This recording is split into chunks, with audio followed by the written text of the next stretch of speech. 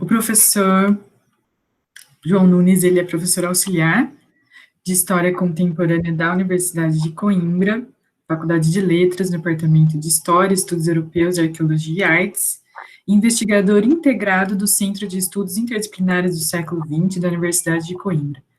Trabalha com história contemporânea, história das relações internacionais contemporâneas, história e teoria da historiografia, didática da história e divulgação da historiografia, arqueologia industrial e cultura organizacional, patrimônio cultural, museologia. É diretor do departamento, professor de História, Estudos Europeus, Arqueologias e Artes e co-coordenador do Grupo 1, História e Memória.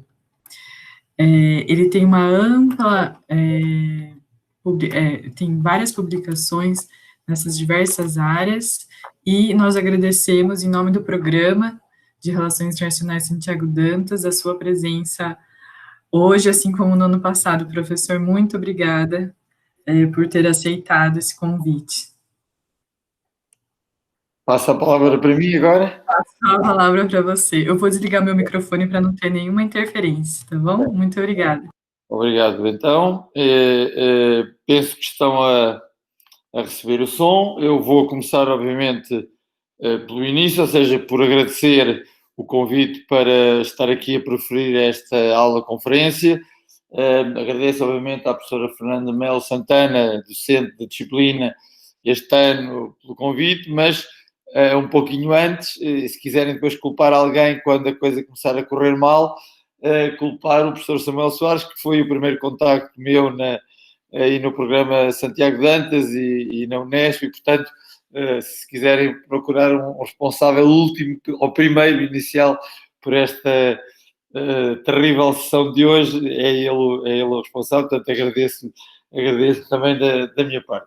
É um prazer colaborar com o vosso programa, é um prazer colaborar com a Universidade Brasileira em geral. Só tenho pena de esta aula não poder ser assegurada presencialmente em São Paulo. Para mim é um enorme desafio sempre ir ao Brasil e trabalhar no Brasil, e, portanto, esperemos que por todas as razões, não inicialmente por estas, por causa da crise económica, por causa das pessoas que falecem ou que sofrem com esta da pandemia, que isto passe rápido e que voltemos a uma normalidade mais razoável e menos agressiva para todos nós. Bom, dito isto, então, o tema que, no âmbito da disciplina, cuja designação é Sociedades Plurais, Conflitos e Institucionalidade, eu penso que de alguma maneira corresponderá ao escopo, ao objetivo da disciplina. Ou seja, eu proponho falar sobre Estado-nação, Estados-nação ou Estados-nações, processos de integração subcontinental e organizações internacionais no mundo globalizado, e procuro fazê-lo em duas etapas. Na primeira, em que eu procuro refletir sobre como é que organizamos o conhecimento acerca destes assuntos. Isto parece estranho, porque aparentemente não há nenhuma dúvida sobre como é que se produz e divulga conhecimento sobre estas temáticas, mas eu acho que é importante começar a falar sobre isso e depois tentar propor uma determinada caracterização dessa temática nos nossos exercícios, tentar apresentá-la precisamente como um instrumento institucional, ou uma abordagem institucional de resolução de problemas e de superação de problemas, e não apenas como um instrumento de domínio ou de criação de situações de violência ou de sofrimento ou de desigualdade, como muitas vezes, mesmo em cursos de relações internacionais, estas questões são apontadas. Portanto, isto terá duas partes. Uma primeira parte mais voltada para uma reflexão, podemos chamar epistemológica, sobre este tipo de área de saber e como é que ela é organizada e quais as suas consequências para as sociedades, e depois propor, relativamente a este tema, uma determinada leitura, uma determinada proposta de caracterização da situação como a vivemos hoje, ou eventualmente como ela foi sendo vivida ao longo do tempo, mas em particular como a vivemos hoje. Pronto. Então, o primeiro slide que eu coloquei no PowerPoint, ao qual tiveram acesso, pomposamente designei-o como pressupostos deontológicos, epistemológicos e teóricos, que são logo, para além dos pressupostos, os outros três são palavrões, né, daqueles pesados que remetem para a filosofia, para a teoria da ciência, etc. E, portanto, okay? Mas acho que é importante, eu acho que isto não são meramente palavrões, são instrumentos muito importantes sem os quais não entendemos o que estamos a fazer. E quando estamos a falar para estudantes de especiais de graduação ou estudantes de mestrado ou de doutoramento, por cima num programa de pós-graduação como o Santiago Dantas, que é do topo da América Latina, do Brasil, da América Latina, penso que é importante regressar a essas questões nucleares e fundamentais. Bom, então, em primeiro lugar, eu lembraria que é possível, de alguma maneira, compartimentar os vários modos de analisar como é que se produz conhecimento e cultura em geral nas sociedades contemporâneas, de acordo com o paradigma moderno, o paradigma neomoderno e o paradigma pós-moderno. E isto não é brincadeira. Ou seja, as regras e as condições de produção de conhecimento e de divulgação do conhecimento, em grande parte condicionam as pessoas com a maneira como as pessoas, ou seja, as sociedades, aceitam ou recusam o conhecimento que é produzido. E a prova é que poderá haver recusa é que há pelo menos 3 maneiras de entender como é que se deve produzir e utilizar conhecimento nas sociedades. E, portanto, se há 3 maneiras e se elas forem muito conflituais umas com as outras, quer dizer que os apoiantes de uma recusam todas as práticas intelectuais que as outras duas concretizam. Significa que, em muitos casos, podemos estar a propor uma espécie de um diálogo de surdos, sem linguagem gestual, ou seja, cada um só fala para o seu grupo, ou seja, para a sua trincheira, para o seu lado do conflito ou da sociedade. E isto não é ciência. A ciência, uma das definições da ciência é que é tendencialmente universal, ou seja, as pessoas podem concordar ou discordar dos pressupostos e dos resultados, mas estão disponíveis a conversar sobre o assunto, a discutir, a debater, a questionar, a problematizar. Quando nós nem sequer queremos ouvir o que os outros estão a dizer, porque discordamos totalmente dos pressupostos que estão em cima da mesa, aí não há diálogo. Ora, eu acho que isso acontece com as várias áreas de conhecimento científico, e vamos deixar ficar aqui só pela ciência, porque se envolvêssemos outras áreas de conhecimento, outras formas de conhecimento, é mais complicado. Portanto, em princípio, somos todos cientistas, portanto, vamos falar de ciência. Há mais outras formas de conhecimento que não são inferiores, mas deixemos essas para outras conversas, não é? Então, isto significa que se calhar é importante, não vamos aqui agora falar muito sobre o que seria o paradigma moderno, neomoderno e pós-moderno, mas vamos partir do princípio que são 3 conjuntos de regras diferentes e que há pessoas que só concordam com uma delas e discordam das outras. E que isso significa que há um diálogo de surdos, muitas vezes. Não aceitamos sequer ouvir o que os outros têm para propor. E, portanto, não analisamos as suas propostas, rejeitamos-las à partida. Eu daquilo não gosto, não concordo, não ouço sequer. Ok? Pronto. Depois, lembrar que, ok, quando falamos em paradigmas epistemológicos, quando falamos em ciência e em rejeitar a ciência, normalmente isso acontece porquê? Porque, para a maior parte das pessoas, aquilo que uns dizem que é ciência não é visto como ciência, é visto como o quê? Normalmente, há uma outra palavra que é está nos antípodas, ou é o antónimo da palavra ciência, que é a ideologia.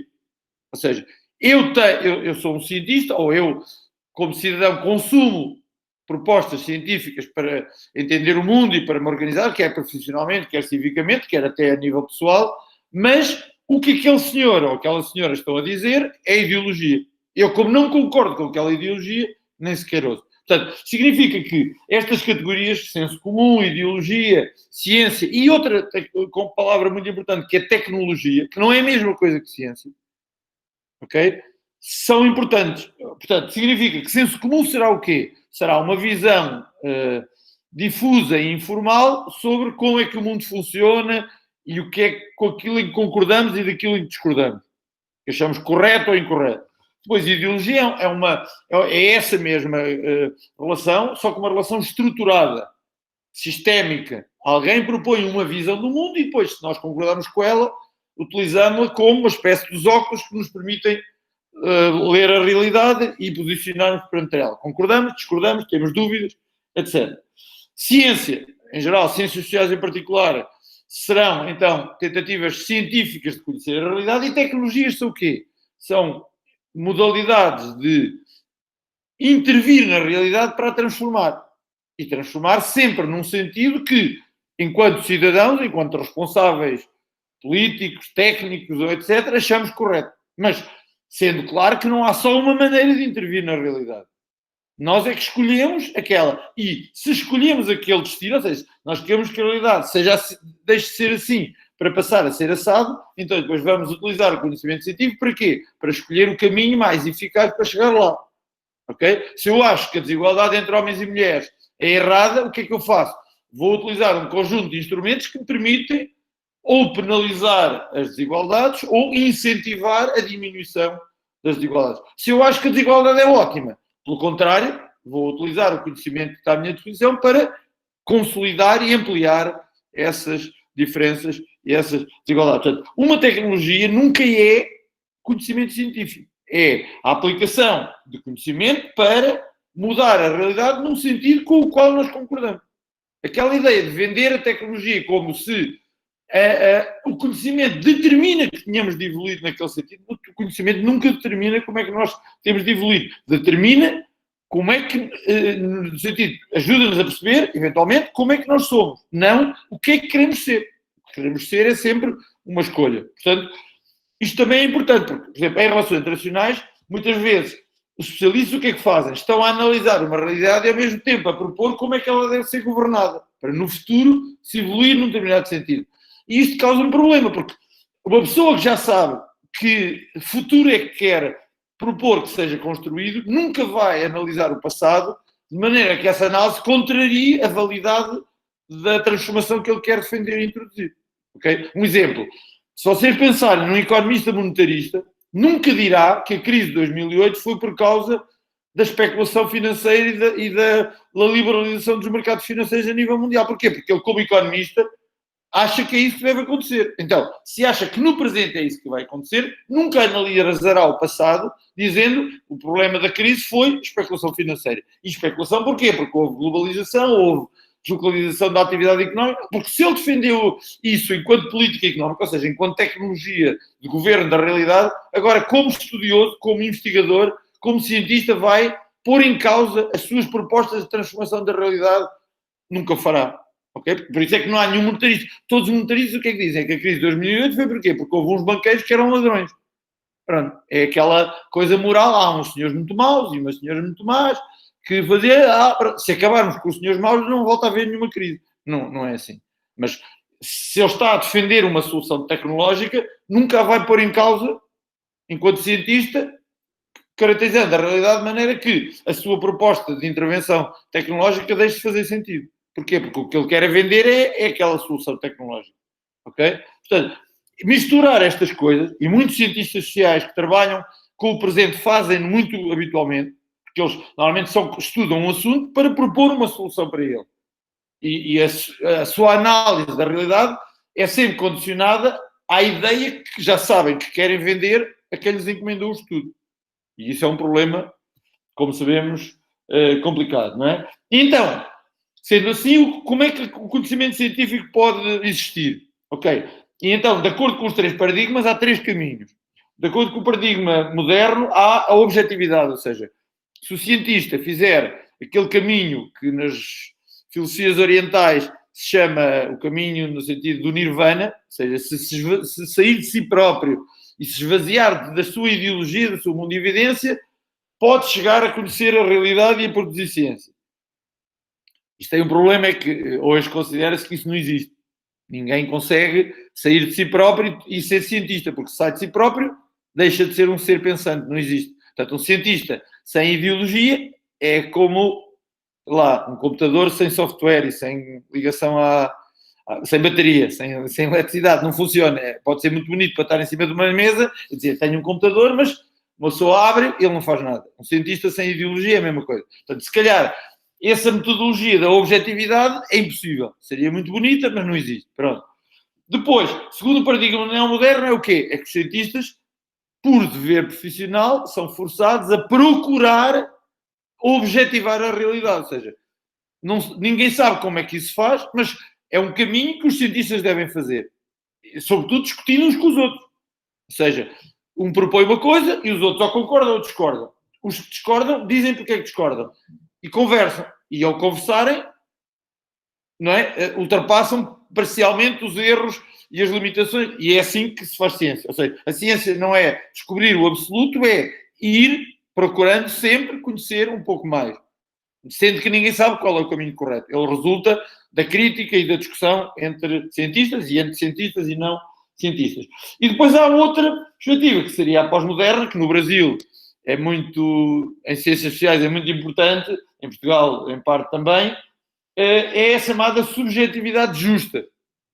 Ou seja, a ideia de que o cientista deve adotar uma posição civicamente justa e defendê-la. E como não é possível saber o que é a realidade, só é possível cada um defender aquilo que considera correto. Uns defendem o que considera que lhes dá a vitória, que lhes dá poder, que lhes dá dinheiro, outros defendem o que consideram que é justo, que melhora a sociedade. Independentemente disso ter a ver com a realidade ou não, não é? E, portanto, isto está só para dar uma ideia de que o debate sobre como produzimos conhecimento é muito importante, porque as regras são completamente diferentes e a disponibilidade das pessoas para aceitarem cada um destes três caminhos é muito diferente. E isso, às vezes, depois altera, porque eu, por exemplo, não acredito na procura da objetividade, isso, como é impossível, não vale a pena procurá-la, e também não acho que um cientista deva desistir de tentar conhecer a realidade e limitar-se a defender o que considera justo. Até porque há várias coisas justas que pessoas diferentes acham que é justiça e, portanto, é impossível assim dialogar. E, portanto, isso é uma forma de subjetivismo e de, no fundo, de hegemonia da ideologia que transforma tudo em ideologia. Ou seja, deixa de haver ciência. Só há ideologia. Eu acho que muitas vezes as ciências sociais caem nesse problema e depois não ajudam nada. Não é? Se nós fizéssemos o mesmo com as ciências da natureza e com estas ciências exatas, não tínhamos telemóveis, não tínhamos computadores, morriam muito mais pessoas, porque a medicina não tinha evoluído tanto, etc. As pontes cairiam muito mais do que caem. Pronto, portanto, se calhar em ciências sociais devíamos pensar um pouquinho mais nisso. Bom, depois, outro problema que eu acho nas nossas sociedades é que as ciências sociais não são levadas a sério. Não são levadas a sério pelos cientistas sociais, já séniores e pelos jovens em formação, são levadas a sério como um instrumento que permite tornar a realidade mais justa. Pronto. Ou seja, como uma espécie de uma ideologia racionalizada. Mas não como um conhecimento que procura encontrar uma leitura próxima do que é a realidade. E, portanto, intervir na realidade de forma mais eficaz. Ok? E isso significa que, portanto, muitos daquilo que, por exemplo, em relações internacionais poderiam ser coisas estabelecidas, como, por exemplo, que uma governação multilateral do sistema de relações internacionais é mais razoável do que uma governação unilateral. Ok? Isso não é um dado adquirido, porquê? Porque em ciências sociais se considera que isso não faz sentido. É a mesma coisa que alguém dizer, num ambiente em que há cientistas da natureza, dizer: epá, mas eu agora acho que fumar, afinal, não está nada provado que faça mal. Ou as pessoas alcoolizarem-se brutalmente todos os dias, não está provado que provoque cirrose hepática. Num contexto de ciências da natureza, isso não faz sentido nenhum. Quer dizer, as pessoas sabem que, mais ou menos, não é? Tendencialmente, um determinado tipo de comportamento tem um determinado tipo de consequência. Portanto, se as pessoas se importam com aquela consequência, a única solução é modificarem o comportamento. Senão, mais ou menos, aquele resultado vai ser atingido. Ora, esse grau de estabilidade de algumas coisas, depois de muita discussão, se tornaram mais ou menos, pelo menos temporariamente, adquiridas, na maior parte dos casos não existe nas ciências sociais. Portanto, significa o quê? Significa que não há tantos consensos ou tantos mínimos denominadores comuns no que diz respeito a formas como entendemos as sociedades por causa disso. Outro exemplo, sei lá, a União Europeia está em crise, enquanto projeto de integração subcontinental está em crise. Ok? Não está tão em crise quanto isso, porque a Alemanha ainda não se tornou igual a outros países, mas se um dia a Alemanha se tornar igual ao Reino Unido ou à França, a União Europeia implode. Pronto. Mas porquê que implode?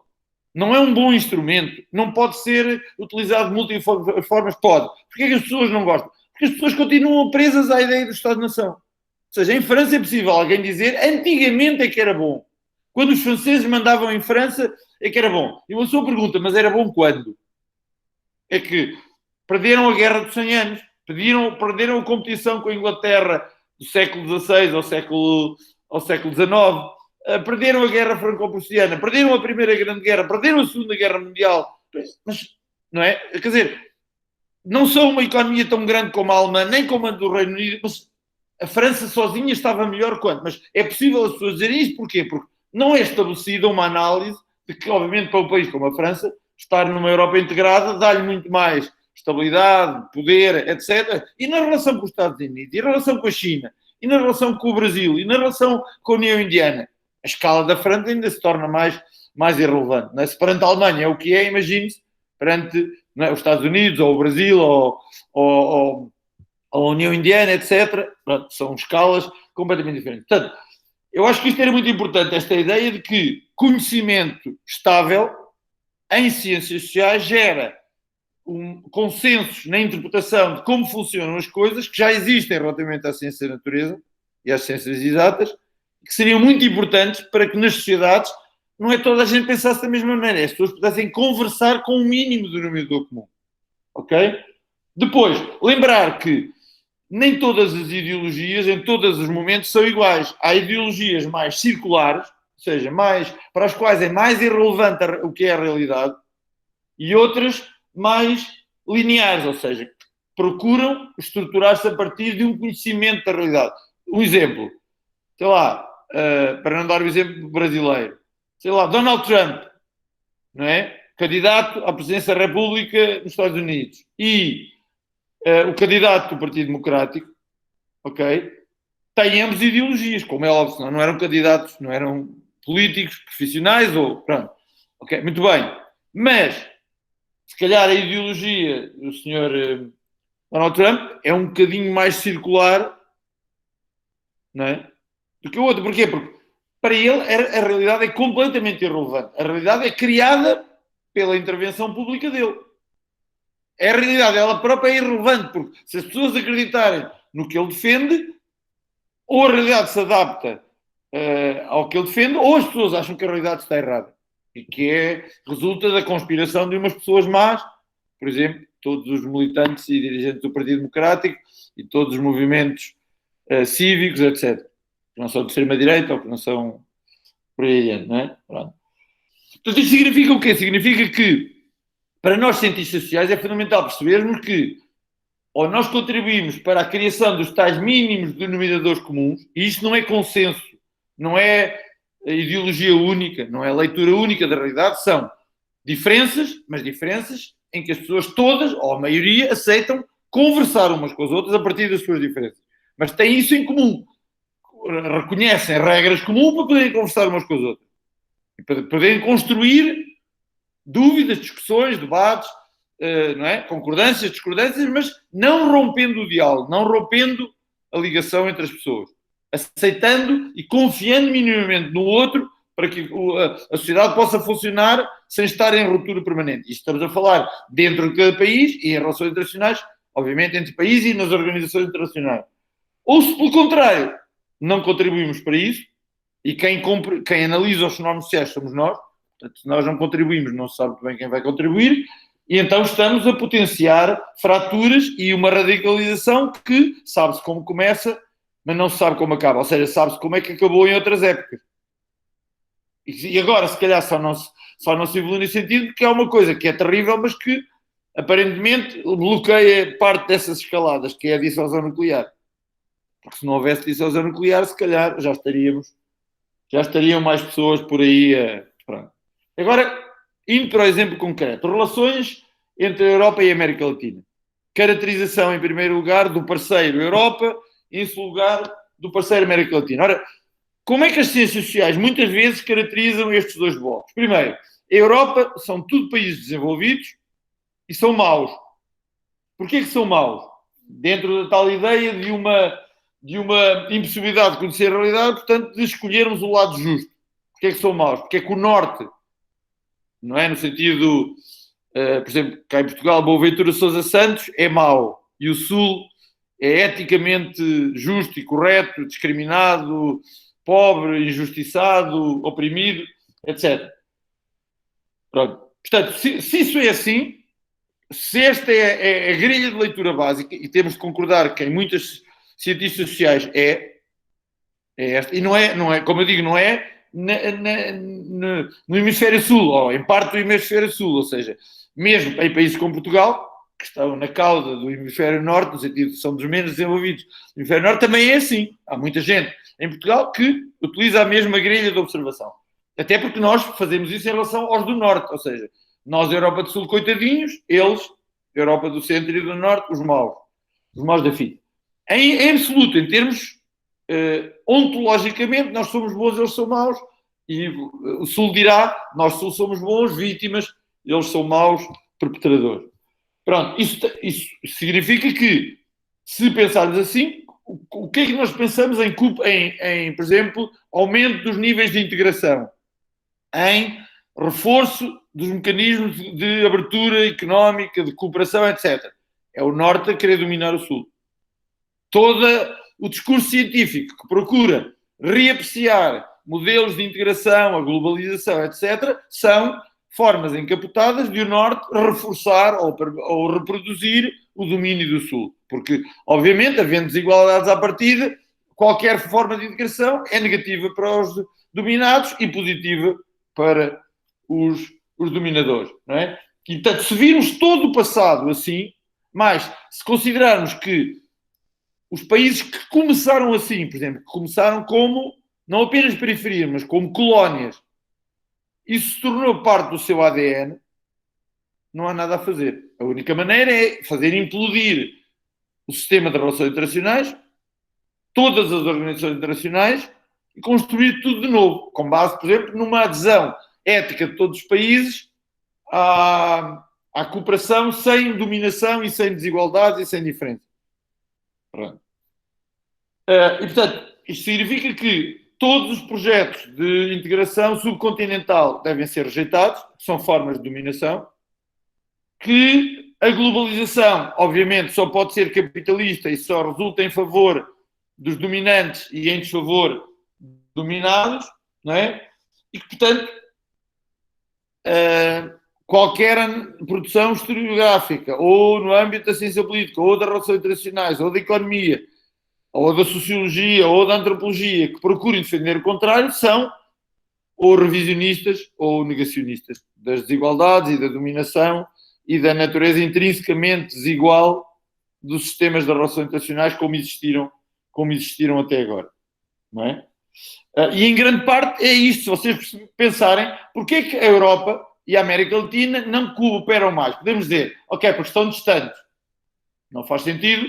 Não é? Se há um continente americano, está bem, então, mas se pensarmos nas relações com a China não é mais perto da América Latina do que a Europa. Não é? E o Canadá, não é? Também, em parte, não é. Ou seja, se compararmos determinadas partes do Brasil relativamente ao sul da Europa e pensarmos no Canadá, se calhar a distância é maior. Portanto, não será exclusivamente por questões de distância e de dificuldade económica de custear as despesas de deslocação dos bens e dos serviços e das pessoas, etc. É por causa dessa ideia, a ideia de que não vale a pena ir por aí quem contesta a natureza desigual e discriminatória e, no fundo, reprodutora das desigualdades e da dominação que qualquer projeto de reforço dos níveis de integração e de colaboração que não seja uma colaboração justa e igual entre países soberanos, etc., possa permitir. Não é? Portanto, partimos deste pressuposto, qualquer outra análise é encarada como ou revisionista ou mesmo negacionista dessas desigualdades. Então, eu não concordo com isto, no sentido, é óbvio que isto existe, é óbvio que há desigualdades, é óbvio que muitas delas se reproduzem, é óbvio que há países que já eram mais desenvolvidos no século XVIII e continuam a ser mais desenvolvidos hoje, é óbvio que há países que hoje são países subdesenvolvidos e que no século XVIII eram colónias, ok?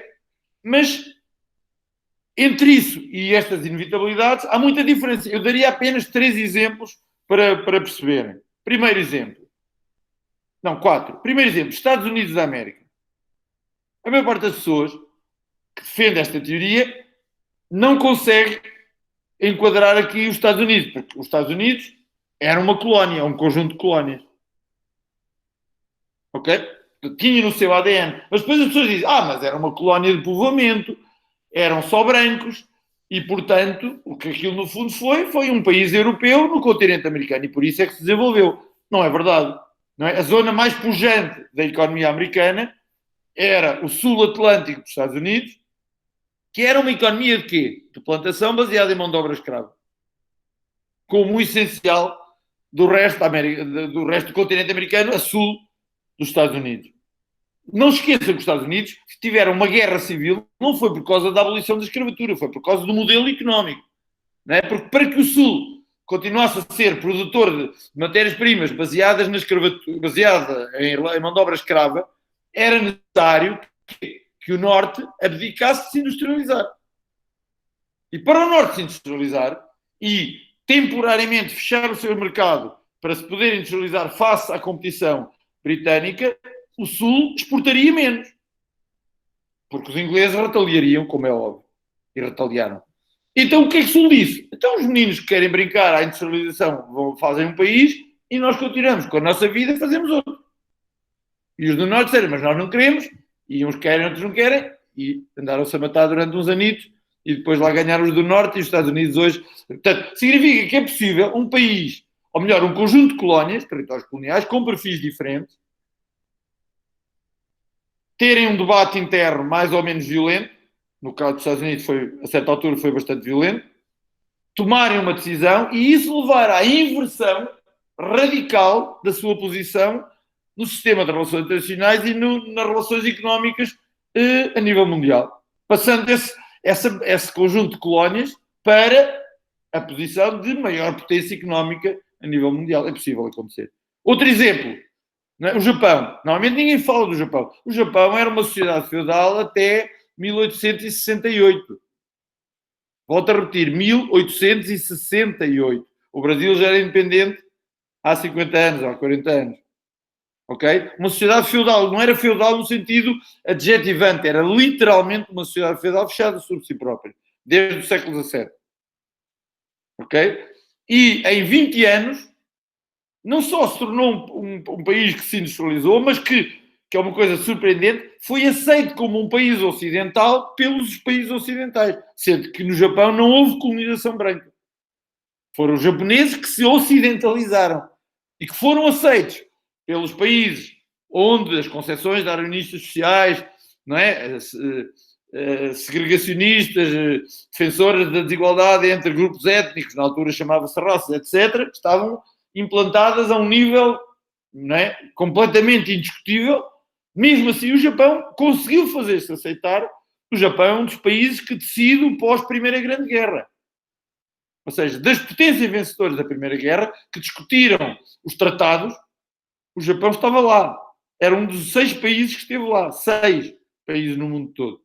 Ok? Claro, porque não estava o Império Austro-Húngaro, o Império Alemão, etc., o Império Otomano, mas pronto, mas senão seriam 9 ou 10, mas portanto, e isto, a Revolução Meiji, em que o Japão conseguiu mudar o seu perfil.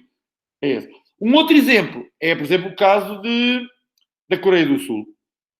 Na Coreia do Sul, desde não país, a um reino subordinado à China, depois uma colónia japonesa, depois um não país, depois um país que viveu uma guerra terrível, depois um país que, de um lado, ficou com uma ditadura comunista, do outro lado, com uma ditadura militar pró-ocidental, com corrupção, com violência, etc., e que a certa altura, nos anos 70, por razões internas e externas, conseguiu dar um salto e hoje é um dos 20 e tal países mais desenvolvidos do mundo. Portanto, e foi de país de Estado falhado a país desenvolvido em muito pouco tempo.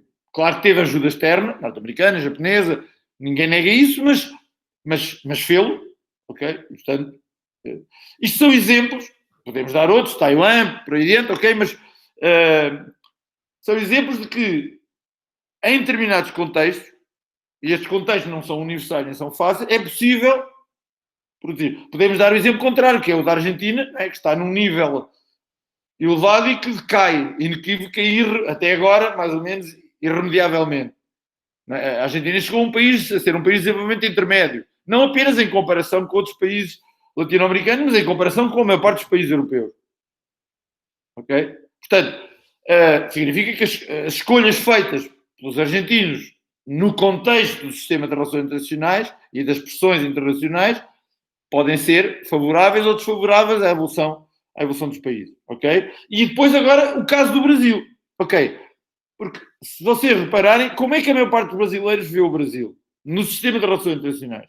Primeiro, como um país coitadinho, mas ao mesmo tempo como a segunda maior potência do continente americano. E potencialmente uma das 10 maiores potências mundiais.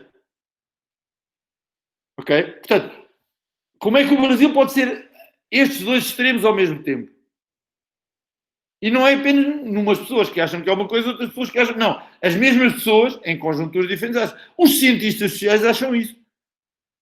Ou seja, em qualquer país da Europa, quando se fala hoje do Brasil, hoje, não é no sentido no dia de hoje, no sentido nos últimos, sei lá, 50 anos, fala-se sempre como a segunda maior potência do continente americano e uma das grandes potências mundiais.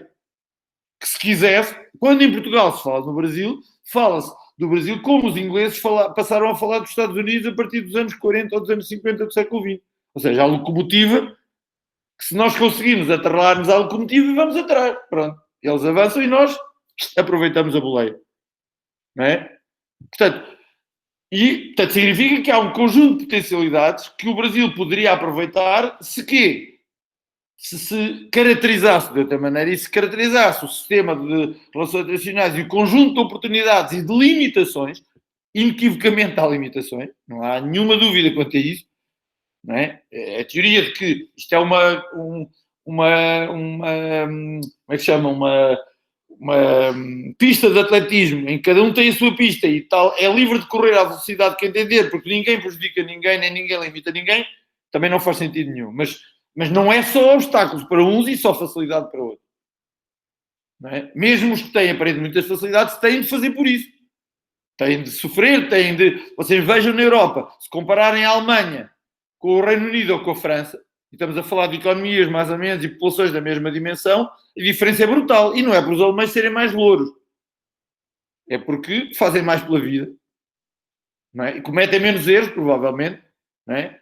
Se vocês pensarem nos escandinavos, toda a gente, porque na Escandinávia é fácil ser desenvolvido, porque aquilo é uma coisa espetacular como? Tem inverno 9 meses por ano. Fica no fim do mundo. A norte dos escandinavos, o que é há? O Pai Natal. Ora, o Pai Natal e as renas não são um grande mercado, nem ajudam muito. Portanto, porquê que os países escandinavos são países tão eficazes? Fizeram por isso, em parte. Não é?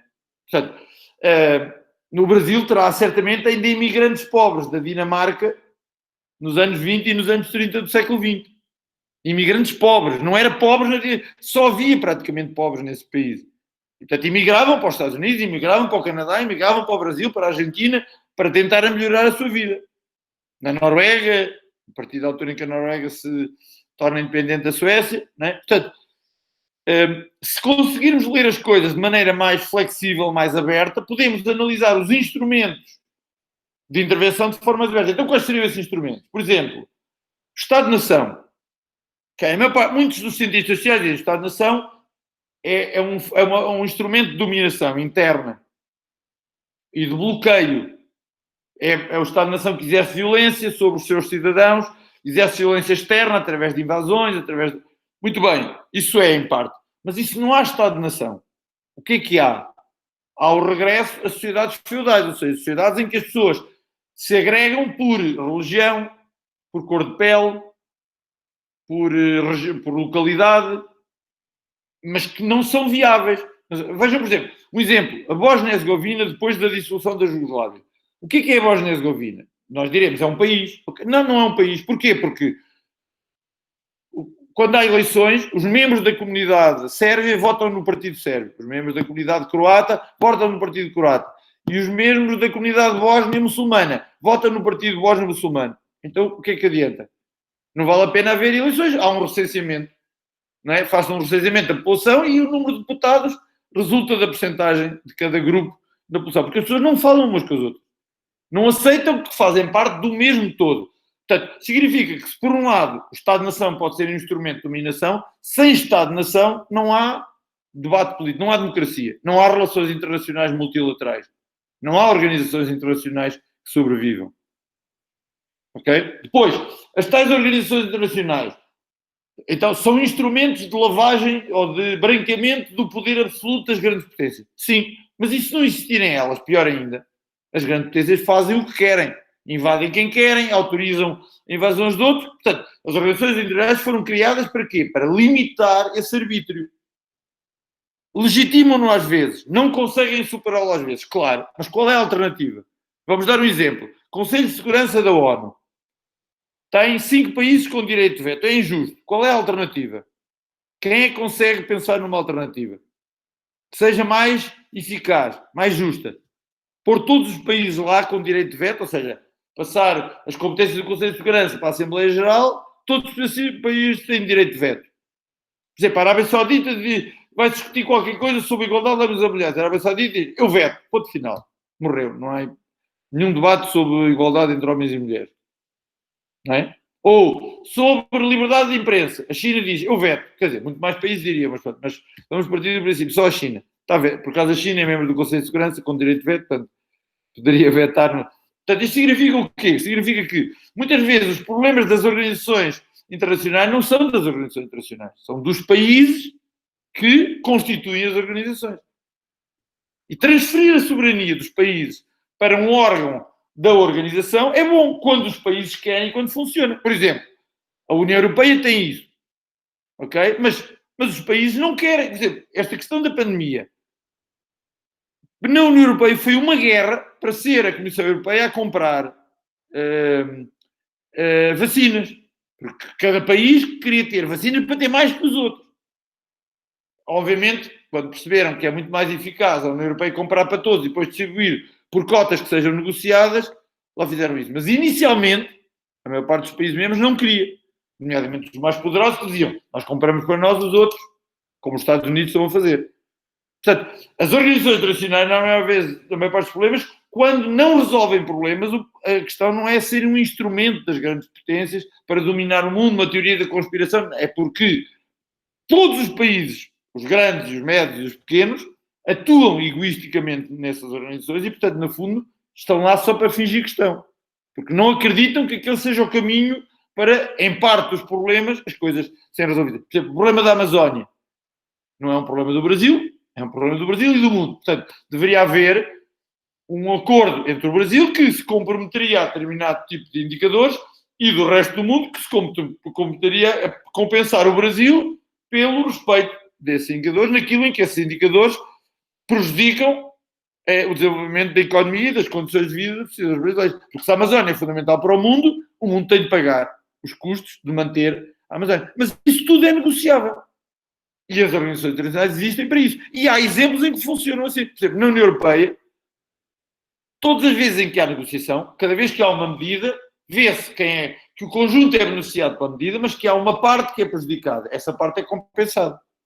Há sempre medidas de compensação. E as organizações internacionais permitem isto. Ok? Portanto, o que é que eu diria? Diria que nós podemos reinterpretar o passado, a evolução destas categorias, o que é um Estado-nação, o que é um processo de integração subcontinental, o que é uma organização internacional, quais as vitalidades e quais os problemas, quais os resultados dos processos que já ocorreram e tentarmos perceber se esses processos decorreram bem ou mal, porque a organização internacional é má, porque o processo de integração subcontinental é mau, ou porque foram geridos de uma maneira que, mas como instrumentos, podem ser geridos da maneira A, da maneira B, da maneira C e da maneira D. Vamos discutir a eficácia do instrumento e a forma de o utilizar e não absolutizar a sua natureza. Ele é bom ou ele é mau. E eu acho que muitas vezes em ciências sociais é que se faz é que não se analisa a realidade, não. Cria-se um arquétipo de bom e o arquétipo de mau. E para uns é bom, para outros é mau e vice-versa. E, portanto, assim, não só não conseguimos fazer nada, como não nos entendemos à partida. É importante que consigamos analisar as coisas como elas são. Claro que como é que chegamos ao que elas são é o problema da ciência, mas está bem, mas temos de caminhar assim. Se recusamos a fazer esse caminho é que nunca lá chegaremos. Ok? Bom, então o exemplo dos acordos ou da relação entre a União Europeia e o Mercosul, ou o Mercosul e a União Europeia, e reparem que estamos a falar do Mercosul. Nós estamos a falar da América Latina. E por que não falamos da América Latina? Porque é que é só o Mercosul? Porque é que não é possível estabelecer acordos entre a União Europeia e aquele conjunto de países que vai do México, ou seja, da fronteira sul dos Estados Unidos da América, até a Argentina e o Chile, lá no fim do mundo, quase no Polo Sul, não é? O tal fim do mundo, de onde veio o atual bispo de Roma, não é? Que quando foi entrevistado a perguntar o que é que achava de ter sido escolhido lá pelo Conclave, disse que achava estranho que alguém viesse do fim do mundo para ser bispo de Roma. Então, portanto, o fim do mundo nesse sentido, não é? Para quem está na Europa, pronto. Claro, para quem está no extremo sul da Argentina e do Chile, é o centro do mundo e o resto é que é o fim do mundo, como é óbvio, não é? Pronto, mas, então, repara, pronto, então o que é que nós podemos dizer? Então, esses acordos são necessariamente maus para os países da América Latina, ou, neste caso, países membros do Mercosul, como, por exemplo, a atual presidência argentina já veio dizer, não é? Porquê? Porque, sendo feitos no âmbito de uma economia capitalista, necessariamente os países desenvolvidos saem beneficiados com todos os acordos e os países subdesenvolvidos saem prejudicados. E, portanto, não deve ser mantido, porque, tendencialmente, os países desenvolvidos serão sempre desenvolvidos e os subdesenvolvidos serão sempre subdesenvolvidos. Ok? Pronto. Ora, isto aqui ignora, por exemplo, que a economia é governada de acordo com correntes de pensamento económico. E que, portanto, quando discutimos isso, devíamos tentar ver. Então, vamos lá ver. O que é que defenderam, por exemplo, só para pensar nos últimos...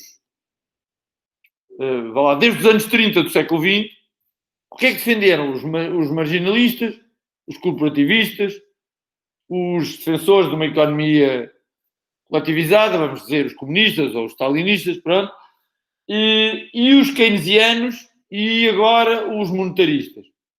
E pelo meio os estruturalistas, um dos quais, os principais nomes, é um senhor que talvez já ouviram falar, estou a brincar, ouviram certamente, chamado Celso Furtado, não é? Um economista brasileiro. Ou seja, o que é que essas... Ou seja, uma economia capitalista, mesmo a economia capitalista, não propondo a sua alteração, a sua substituição, aparentemente foi pensada e governada durante mais ou menos tempo, segundo várias concepções diferentes. Ora, o que é que estas concepções pensaram sobre as relações entre países desenvolvidos e menos desenvolvidos e as vantagens e as desvantagens dessa aproximação entre países? Certamente pensaram muitas coisas mais. Certamente ocorreram processos. E vamos dar um exemplo. O Brasil, durante o Estado Novo, não é? A presidência de Getúlio Vargas, a presidência, sendo uma ditadura, era sempre o Getúlio Vargas o presidente, estamos a falar até 45, não depois na segunda, o regresso do Getúlio Vargas à presidência da República já nos anos 50. Então, na primeira ano, o Brasil, a partir de uma determinada fase da escalada de conflitualidade no mundo, chegou a negociar com os Estados Unidos um acordo que, em parte, era semelhante a um plano Marshall, só para o Brasil. Tal como a relação dos Estados Unidos com o Japão depois da Segunda Guerra Mundial foi um plano Marshall bilateral. Com a Europa Ocidental foi um plano Marshall para vários países, mas relativamente ao Japão foi Estados Unidos e Japão, ponto final. Ora, a presidência de Getúlio Vargas negociou com os Estados Unidos uma espécie de um acordo pré-plano Marshall para o fim da guerra, que depois os Estados Unidos não cumpriram e que o Brasil não reivindicou. Portanto, significa que isto não é a União Europeia, Mercosul, mas uma grande potência e um grande país, mas que era uma economia subdesenvolvida, chegaram a negociar, antes de uma guerra mundial, um acordo de integração económica e de apoio ao desenvolvimento. Volto a repetir, apoio ao desenvolvimento não era o crescimento económico, era o desenvolvimento, começando pela indústria de base e depois qualificação da mão de obra, criação de infraestruturas de reforço da ligação à economia global, nomeadamente portos, aeroportos, caminhos de ferro, etc., ensino técnico, diminuição das taxas de analfabetismo, por aí adiante, que não só a potência dominante abandonou, substituindo-a por um programa de apoio militar e de apoio ao crescimento económico, que não é a mesma coisa, ok? Não tem nada a ver com o que inicialmente foi negociado. Ora, porquê que a elite brasileira abdicou desse primeiro modelo? Mas, observando que os Estados Unidos estavam a negociar um acordo desses, de raiz, com todos os países da Europa Ocidental. Os Estados Unidos abriram a todos, mas só os da Europa Ocidental é que puderam aceitar, porque a União Soviética não permitia que os outros também aceitassem, e com o Japão. E o Japão tinha sido derrotado pelos Estados Unidos e pelos outros países aliados durante a Segunda Guerra. Portanto, aqui temos um exemplo, não tem nada a ver com a União Europeia, antes disso com a Comunidade Económica Europeia, a partir de 57, de a possibilidade de haver acordos de cooperação com objetivos fiscalizados, regulados, negociados, que possam promover isso. Agora, no Japão deu bons resultados, na Europa Ocidental deu excelentes resultados, não é? Provavelmente o Brasil teria dado excelente resultado. E o Brasil esteve muito perto, ou seja, o acordo chegou a estar em cima da mesa. Foi negociado e houve concordância. Claro que de um lado era um regime ditatorial, mas era um regime ditatorial, modernizador, etc., que, sendo substituído por uma democracia, não precisava de ter recusado. E os Estados Unidos certamente não aceitavam promover esse acordo com uma ditadura e recusavam com uma democracia. As razões que levaram os Estados Unidos a abandonar esse projeto foram outras. Ok? Portanto, mas significa que, não é? Isto abre outra possibilidade. Então vamos ver o que é que aconteceu na Europa e em que é que isso pode ajudar a compreender potenciais relações futuras entre a União Europeia e a América Latina. Primeiro, na Europa, como toda a gente sabe, o processo de integração foi paulatino. Não é? Em primeiro lugar, antes disso, o processo de integração começou por ser um fracasso, ou seja, na OSCE, na Organização Europeia de Cooperação Económica, no âmbito da qual foi concretizado o Plano Marshall, estavam 16 países europeus, mais os Estados Unidos e o Canadá, portanto 18. Quando foi criada a Comunidade Económica Europeia, estavam 6 países europeus. Portanto, houve 10 que foram embora. Portanto, foi um fracasso. Então, se o Plano Marshall tinha corrido bem, e o Plano Marshall, por exigência dos Estados Unidos, tinha implicado cooperação entre os países que recebiam ajuda, quando acaba a ajuda e os americanos deixam de impor esse modelo, 10 países, entre os quais o Reino Unido, a segunda maior potência europeia, na altura a maior, porque a Alemanha estava dividida, não é? E tutelada, havia a RFA, já nessa altura, em 57, e a RDA, vão para o outro lado. Fogem. O Reino Unido não quer. E a maior parte dos países também não quer. Ok? Portanto, quem é que fica na Comunidade Económica Europeia? Reparem bem. Fica o Benelux, ou seja, Holanda, Bélgica e Luxemburgo. O Luxemburgo não é um país, é uma cidade-estado, não é um paraíso fiscal. Pronto. Não é uma cidade-estado, é um paraíso fiscal. Aquilo não é nada. Pronto. Se não fosse um paraíso fiscal, seria França ou Alemanha. Não. Ok, depois é a Bélgica e a Holanda, não é? Que eram países na Europa de média dimensão, à escala mundial de pequena dimensão, e, portanto, estavam ali entalados entre a França e a Alemanha, e, portanto, tinham interesse em que a coisa fosse mais ou menos coerente. Estava a RFA, ou seja, parte da Alemanha, aquela parte da Alemanha que assumia as responsabilidades pelo nazismo e pela Segunda Guerra Mundial, e, portanto, tinha um peso na consciência, tinha os Himalaias em cima, tinha os Himalaias de consciência em cima, e, portanto, queria desesperadamente voltar a ser aceito no mundo dos países civilizados, depois do que a Alemanha tinha feito entre 33 e 45, ok?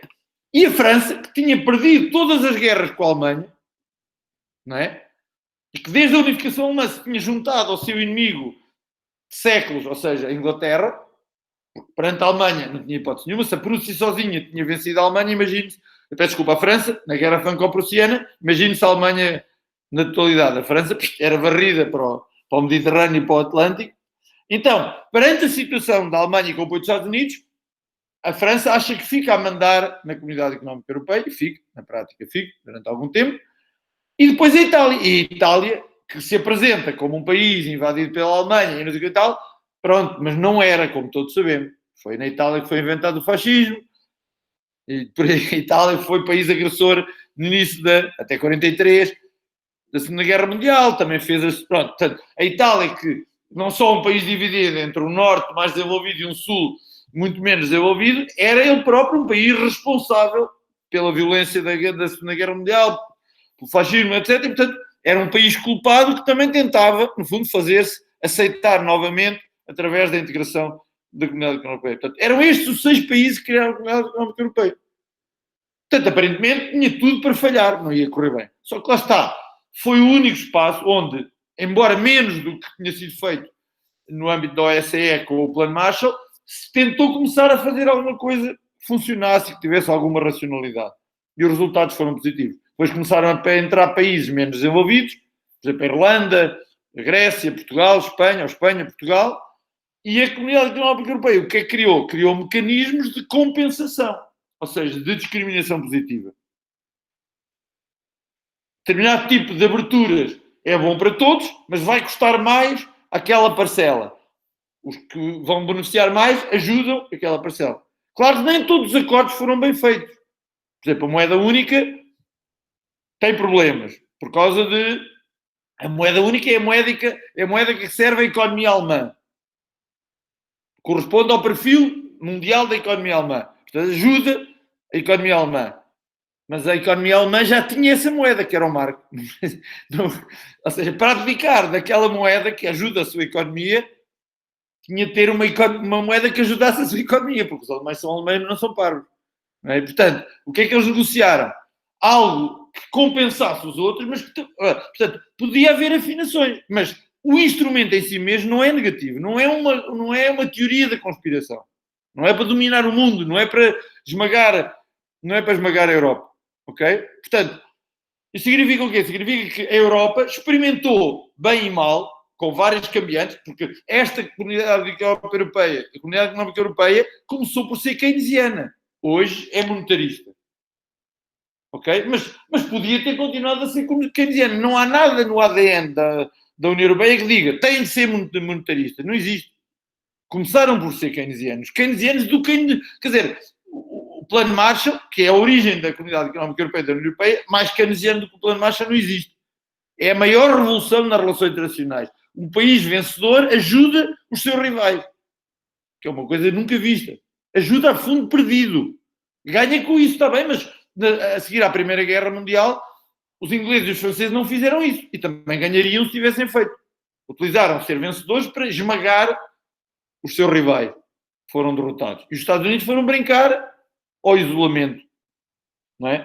Quer dizer, e podiam ter feito o mesmo a seguir à Segunda Guerra Mundial. Não fizeram. Portanto, isto é a demonstração de que nas relações entre União Europeia e Mercosul, ou mais ainda, favoravelmente para a América Latina, nas relações entre a União Europeia e a América Latina, que poderiam ser dois polos decisivos da economia mundial, ou seja, juntos e concordando em coisas que discutissem até concordarem, poderiam ser o maior polo económico a nível mundial. A União Europeia é a maior economia mundial. Cada um dos países da União Europeia não é, nem a Alemanha, mas a economia da União Europeia é a maior economia do mundo, só que não funciona em bloco, portanto, não funciona como economia nacional. Imaginem a economia da União Europeia e a economia da América Latina em bloco. Com a do Japão, com a do Canadá, com a da Austrália e da Nova Zelândia. Estou a falar de países, com a da Coreia do Sul, que definem um determinado conjunto de padrões em termos de direitos ambientais, direitos socioeconómicos, etc. Combate aos transgénicos, ao excesso de agrotóxicos, etc. E com medidas de compensação. Ou seja, para diminuir um determinado tipo de lógica de funcionamento, há um período de transição e alguém ajuda alguém. Ou seja, os países mais ricos propõem medidas de discriminação positiva relativamente aos países mais. Ora, se vocês virem o acordo que foi negociado e que aparentemente não vai chegar a ser implementado, porque agora a Argentina não quer, antes era outro país, mas agora é a Argentina, tem esses mecanismos, tem esse período de transição. E quem é que os propôs, curiosamente, nas negociações? A União Europeia. Normalmente, os países do Mercosul propunham, por exemplo, 5 anos de transição, né? E a União Europeia propôs 10 para a União Europeia e 15 para os países do Mercosul. E medidas de compensação. E se o Mercosul tivesse proposto mais, a União Europeia tinha ido mais longe, porque a União Europeia tem essa experiência. Os países do Norte e do Centro da Europa estão habituados a fazer isso relativamente aos países do Sul da União Europeia. É um mecanismo habitual de funcionamento, de regulação de interesses que está estabelecido. Portanto, isto significa o quê? Significa que é isso. Para terminar, eu não sei o que é que o Brasil teria vantagens em ter uma relação privilegiada com Portugal nesse processo de aproximação entre os dois espaços, mas tenho a certeza quais seriam as vantagens para Portugal dessa parceria. Portanto, para nós portugueses é claro. Eu acho que para muitos não é, mas pronto, para quem pensa estas coisas como historiador ou como especialista em economia ou relações é claro. Ou seja, se o Brasil quisesse ter mais eficácia, mais racionalidade e nós tivéssemos uma relação preferencial com o Brasil, é a mesma coisa que o Reino Unido estar atrelado aos Estados Unidos. É uma pequena carruagem estar atrelada a uma locomotiva gigante. E, portanto, era positivo. E eu acho que o Brasil ganharia muito, não com a eficácia ou com a de Portugal, porque nós é o que é, não é possível inventar muito sobre isso, mas apesar de tudo, há coisas que nós já aprendemos com a nossa relação, precisamente com os outros países mesmo, nomeadamente mais centrais e do norte da União Europeia, e, portanto, essa parceria poderia permitir ao Brasil aprender mais sobre isso e mais rapidamente debater com os outros países latino-americanos com base nessa experiência e definir esses padrões de atuação e de intervenção que tivessem essas características. Portanto, terminando, eu acho que este exemplo pode e deve ser discutido monograficamente, deve-se analisar o passado desta evolução e as possibilidades no presente, mas se não discutirmos primeiro as nossas grelhas de observação da realidade, vemos coisas completamente diferentes. E se vemos coisas completamente diferentes, não conseguimos conversar sobre essas novas possibilidades, porque para a maior parte de nós não estão lá. Só lá está o norte mau, o sul bom, ou o sul preguiçoso e o norte trabalhador. E convém dizer que isso que os europeus dizem da América Latina, os europeus do norte dizem da Europa do Sul. Não é? Se forem ver o que é que os holandeses, os alemães e os finlandeses e os suecos e os dizem porque é que a Europa do Sul tem problemas maiores do que a Europa do Norte, é limpinho, não há nenhuma dúvida, porque não trabalham. E porque têm pele mais escura que os da Europa do Norte, que são muito louros e muito brancos e têm olhos muito azuis e, portanto, e têm muitas vezes 1,90 m e por isso, obviamente, são seres superiores, como no Senhor dos Anéis, não é? Os homens comparado com os hobbits e por aí adiante. Ok, pronto, era isto, peço desculpa se ultrapassei um bocadinho o tempo, espero ter sido suficientemente provocador para agora me baterem muito violentamente para eu poder